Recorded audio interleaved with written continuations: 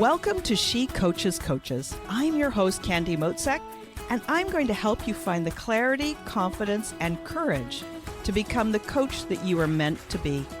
If you're a new coach, or if you've always wanted to be a life coach, then this is the place for you.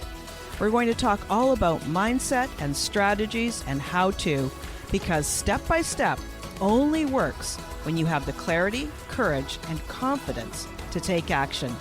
Let's get started. Hi there, and welcome to She Coaches Coaches. So glad you're here. I have brought together a group of 9 experts.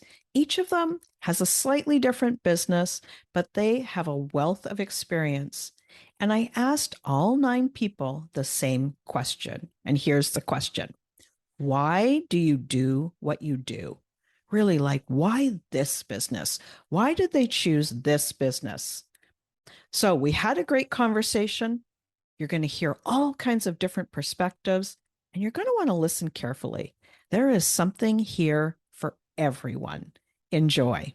Stephanie, tell me, why do you what you do? Like, why this business? So many coaches that I work with, they feel that coaching is like a real calling for them. You know, it's like it's been talking to them for ages, and they're finally answering that calling. So what about you? Why do you do your business? It was totally accidental, if I'm going to be honest. I was a social worker before I started working at home. So it wasn't ever something on my radar that I'm going to coach people to do anything.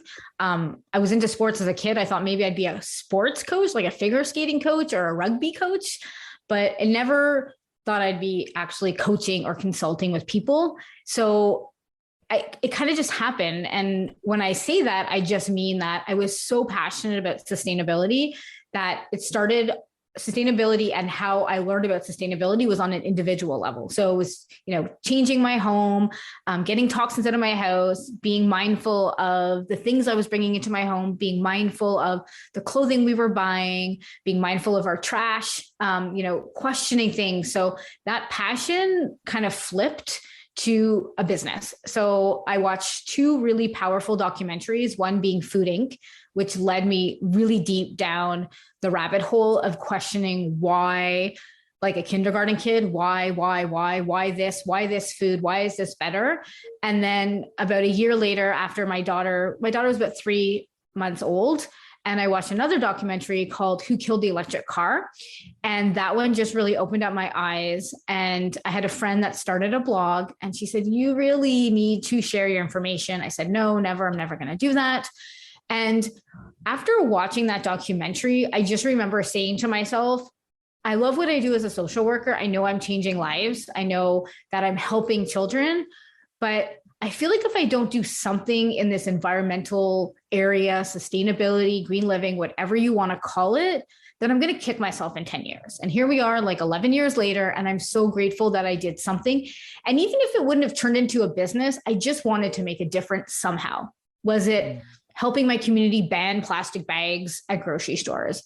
Was it, I don't know, something along those lines? But this ended up turning into a business, and I'm so grateful that it did. So it really taking my passion and flipping it into profit and having a purpose behind it. I'm just so passionate about sustainability that it just makes it so easy to build this as a business and help individuals live more green. But then now I'm starting to help businesses implement how they could be greener as well.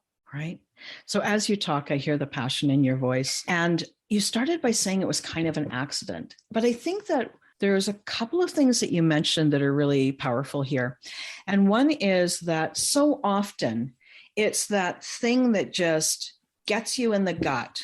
And sometimes it's the thing that you're so passionate about on the, like, I want to be part of this. And sometimes it's the thing that makes you so angry that something needs to change, right? Like, and that means that it's up to me to help change it, right? And so passion takes both of these forms. And so even though you said by accident, there's no accident that you saw those movies. There's no accident that life presented itself to you. I mean, look at the state of the world that we've got right now. And then you connected with that passion, like, I'm going to make a difference. And here you go. Right. So just, I love that. I just love that there's that, sometimes it's the thing that just is like, this stops with me. This is not happening anymore on my watch.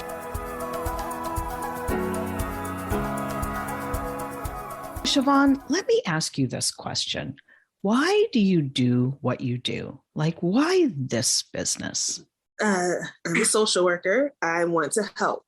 But when I was in the military, I was doing therapy with people who were telling me they were going through the same things that I was going through while I was active duty.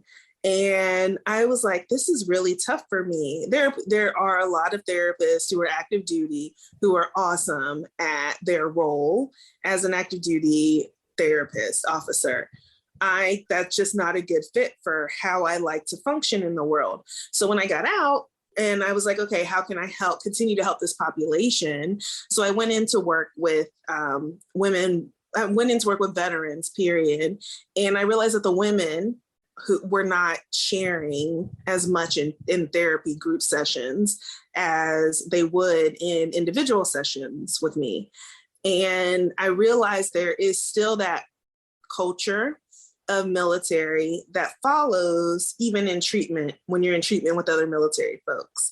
And that is a male dominated situation. And so I realized that this is my calling. I need to help women feel comfortable finding the right connections with the right people and working through their story so that they too can feel that lifting of the burden of having to be falling in line and fitting in, or not even saying that they're a veteran because they don't even want to deal with it.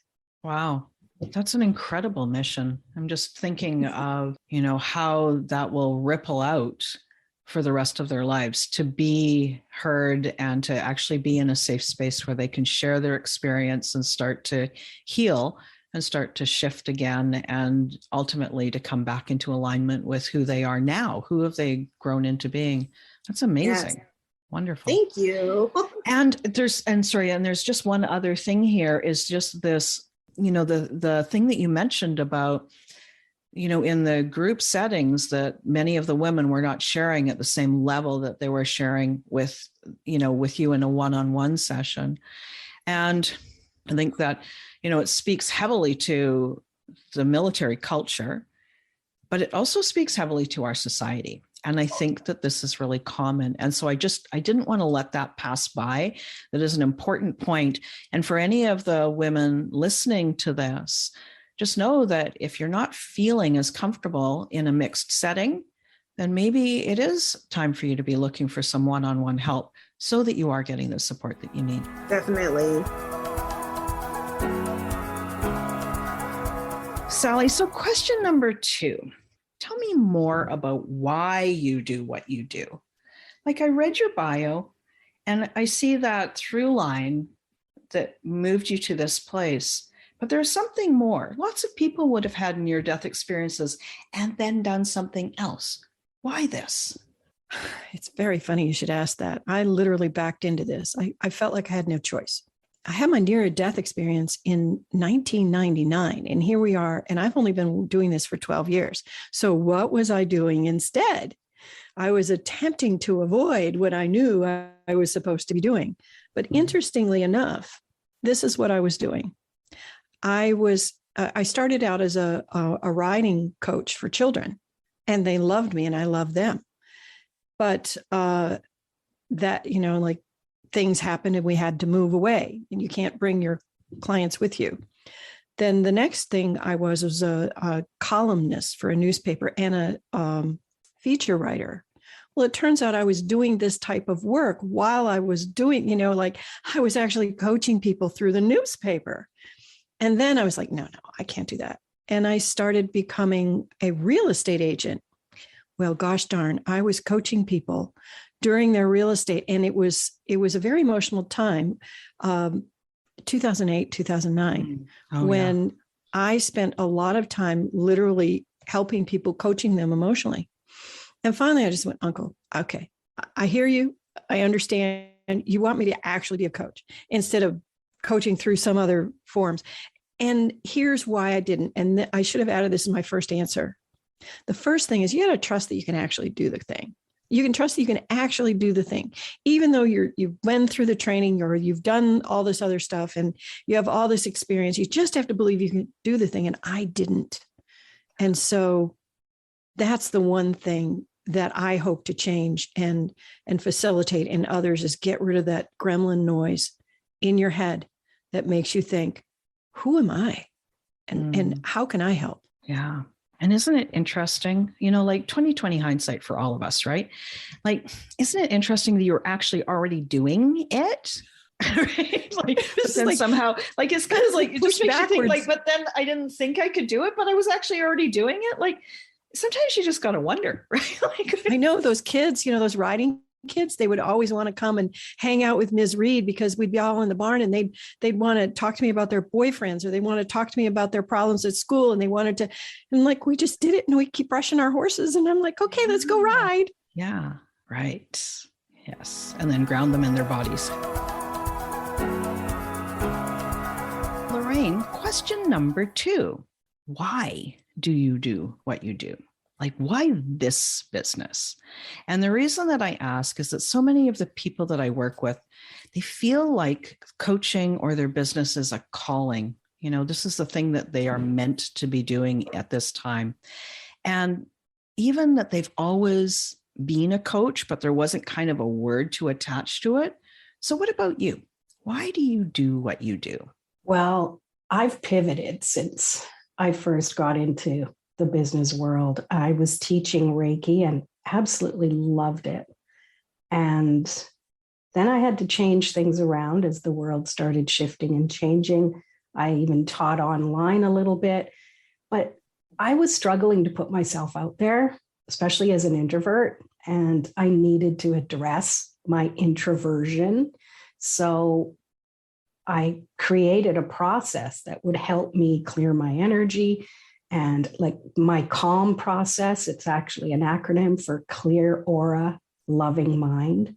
So I created this process for myself that I realize can help other people, especially introverts who want to get into business, healers, coaches, people who have to stretch themselves beyond their comfort zone. And I don't know, it actually really helped me figure out that other people need this too. And to me, that just lights me up, knowing that I can empower somebody and give them tools that they can use on their own and they can get their message out there because there's people who need their wisdom as well. That's what drives me. Yeah. And I like that acronym. So share that acronym of CALM again. What is it? It's Clear Aura, Loving Mind. That's great. So what I hear so much is you were aligned enough to hear what the next right action was, what the next right pivot was for you. And that you wouldn't be here doing, this new iteration of your business if you hadn't gotten aligned and if you hadn't had the prior experience, like being a Reiki master teacher is, like it's a whole career and profession into itself. And if you didn't have that, then you wouldn't have been poised to do the next thing. So it's neat to see how the journey evolves, right? Mm-hmm. Yeah. And Reiki is still a part of my every single day, doing self-healing, sharing healing with other people. I wouldn't be where I am without Reiki, all the things it's helped me through personally. So I love it. I love the flow of it. Yeah. I was just thinking, I did my first level Reiki and you can see my mouth as I'm trying to figure out how many years ago it was. I'm going to guess 30, maybe 35 years ago. Wow. And it was a really, it wasn't a well-known modality at that time. But it's still, like once you do it, it's always there, right? Jen, question number 2. Why do you do what you do? Like, why this business? Why is this your thing? Yeah. So it's interesting when I experienced what I call kind of my own self-awakening, which I think so many women go through at some point in their life. I want to say it hits around your late 30s or 40s. For some, it's earlier, some it's a little later, but you kind of wake up one day and you kind of go, how did I get here? I'm not even really living the life I wanted to live. I don't know I'm even doing the job I want to do. I kind of just got shuffled into this alleged American dream of being all these things I was told I'm supposed to be. And I don't even want to be that.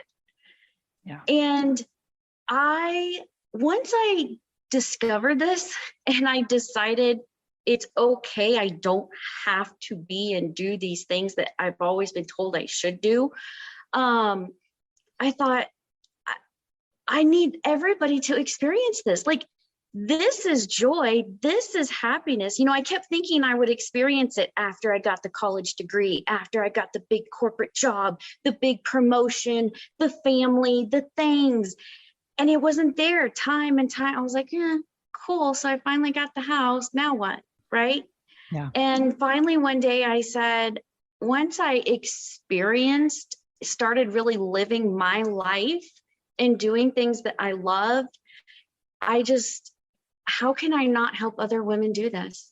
Yeah. Yeah. So, so all of those things that you're saying, I'm like, if you're listening to the audio, you can't see it, obviously, but you're going to hear my head nodding. Yes, yes, yes. And it's like when we're teenagers or children or whatever, they kind of encourage us to get onto that treadmill. Like it's more like a conveyor belt, actually. You get on that conveyor belt, and the conveyor belt then takes you to what college are you going to go to? And then what major will you do? And then what degree will you do? And then what grad degree will you do? And then, what big firm will you get a job in? And then, well, that promotion needs to happen. And then that, and like all this conveyor belt, but it comes with zero thought, because we think, like, just like you said, that the happiness is going to happen when we reach the next level. And so, you said it as well, this sort of awakening happens at different times in people's lives, but it can be a really hard time when you go, oh my gosh, what have I just done for the last 20 years? Like, none of this is me. None of this makes me happy. I kept thinking the next level, the next level, the next level.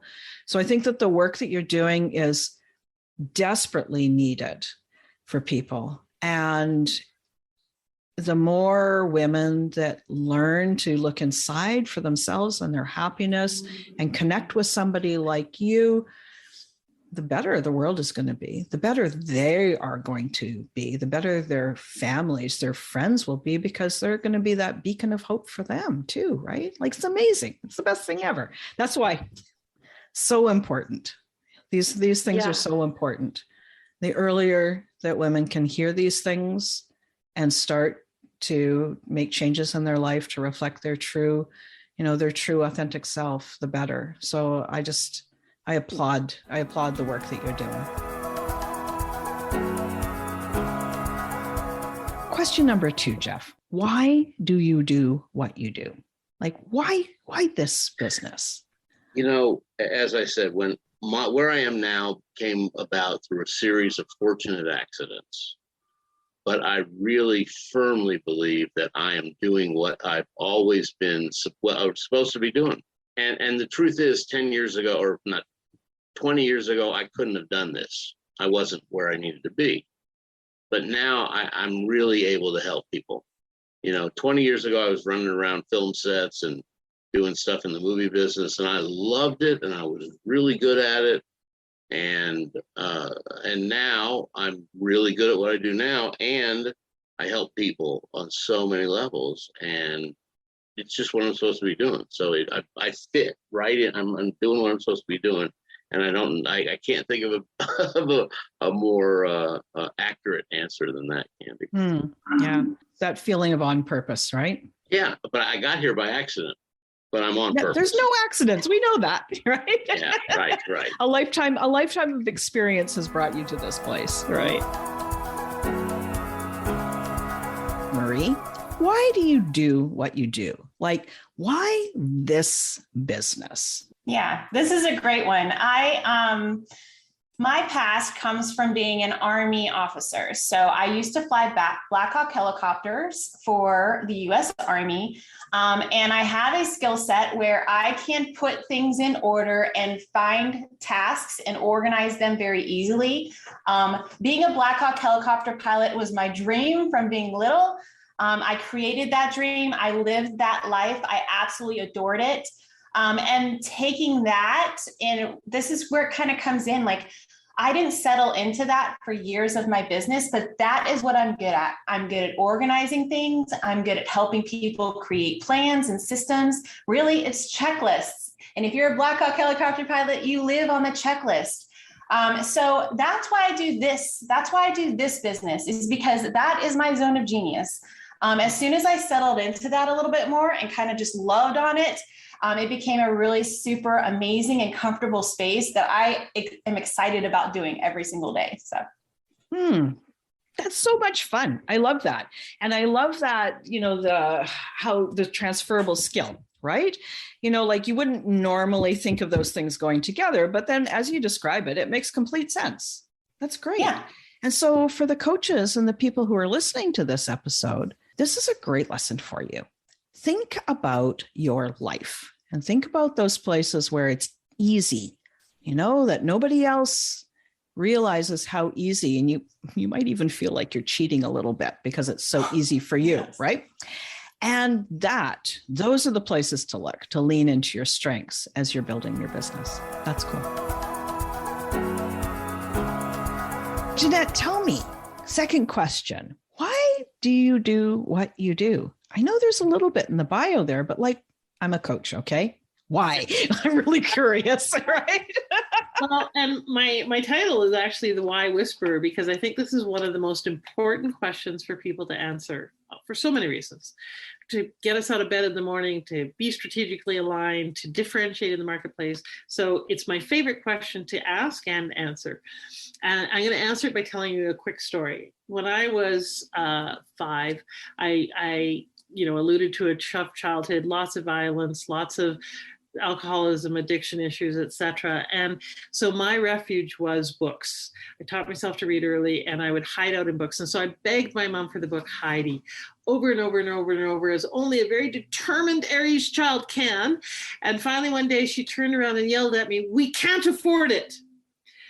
It was shocking, but not because she said that. I'd heard "we can't afford it" many, many times. But because of the look of shame and anger and frustration and pain on her face, I still feel that to this day, that look. And I remember in that moment deciding I never wanted to see that look on another person's face. Not hers, not mine, not any woman's. That absolute despair around having to say no when really what we want to do is say yes to life. Yeah. And so I determined right then that I was going to work with people to figure out, like I don't think I consciously framed it this way because I didn't know and coaching wasn't a thing then, but that I was going to ensure that I could live a yes life and that I would support others in living a yes life. And that became a lifelong passion for growth and personal development and supporting people in figuring out how to say yes, but especially through entrepreneurialism, because it is the way that we can create the resources and the ability to say yes. And it's also a really good way to turn what we love into what we do and to have both, I'm a stand for the and, purpose and profit, not either or. And so the profit's important so we can say yes, but being on purpose and living the life we want to live, getting that we matter and living like that is why we say yes. So that's why I do what I do, is I want more people to get that they matter and live like they do.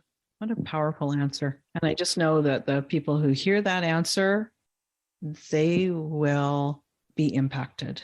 It will be that, it can be that for them. Yeah. Thank you.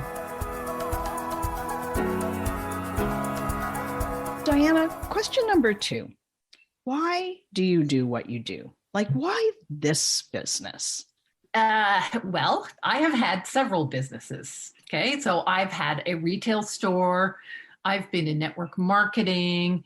I've been back in the ready for this, 80s. I had a business that was like a virtual assistant, but wasn't virtual. So why do I do what I do? As I said, I'm kind of a teacher at heart. I'm a teacher, I taught kids horseback riding. I went to university to be a teacher. But the reason I love teaching is because for many years, as I was growing up, I saw my father, who's a really, really smart man. He had an engineering degree, he had a good job, but he was always trying to start a side hustle. And time after time after time, he failed. And I don't know if any of your listeners have been in this situation, but as he failed every single time, it was like he lost a piece of himself, right? He lost his confidence. He wasn't the same man. And so when I started some of my first businesses, I said, there's no freaking way I'm going to fail. I'm just going to work so hard that we're going to make sure that it's a good one. Well, what happens when you do that is you burn out, right? Mm-hmm. And I haven't burnt out, but I've come really, really close to it.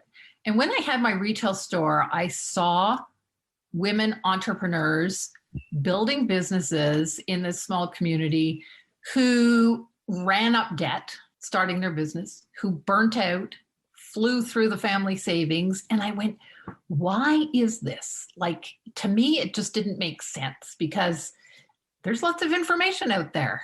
We're talking back in the early 2000s. And so I went, there's got to be a better way. And after I sold my retail store, it was a friend of mine who said, well, Diana, you just really got to help people grow their businesses because you've done it and maybe they'll listen to your stories. Yeah. So there's so many things there, just noticing some of the details of what you said. So first off, people love their businesses, right? And so to help them achieve something that they really want, that is really meaningful to them, there's so much value in that. And then to be able to do it and have a life too, right? Yeah. And so, yeah. And what I love is the ripple effect. So, you teach one woman how to fish, she can feed a family, and then that family goes on to, that's a metaphor, but really that's what it's about. And when you can see that ripple effect happen, currently I'm working with a lawyer and I see how her business has exploded and she's, hired, originally she had 8 people. Now she's got 10. She's on track for 12. And and the people that we've hired as consultants to take this business to the next level. So this ripple effect has been huge. It's been great. Thank you so much for joining me for this special roundtable episode. I was so pleased to interview these amazing experts who each bring such a wealth of experience. Tune in next week. I've got more exciting episodes coming your way. Talk to you soon. Thanks again for listening today. Please hop on over to Apple Podcasts and leave a review. Also, I would love to hear from you. Did something that I say resonate? What else would you like to learn about? Click the link in the player and leave a comment on the post. This is going to give me great ideas for future episodes so I can help you best. Join me again next week for more coaching, support, and teaching to help you become the confident coach you are meant to be.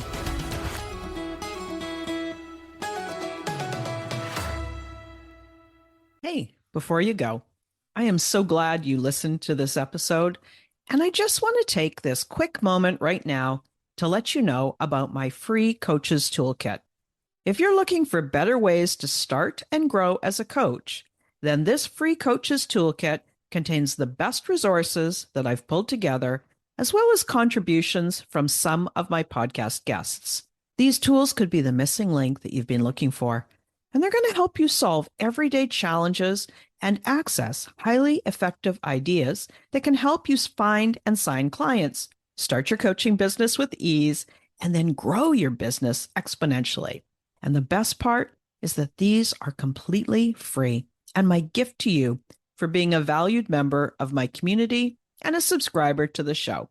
So you can get access to all of these resources in the free Coaches Toolkit today by texting the word coach to 1-844-246-6259.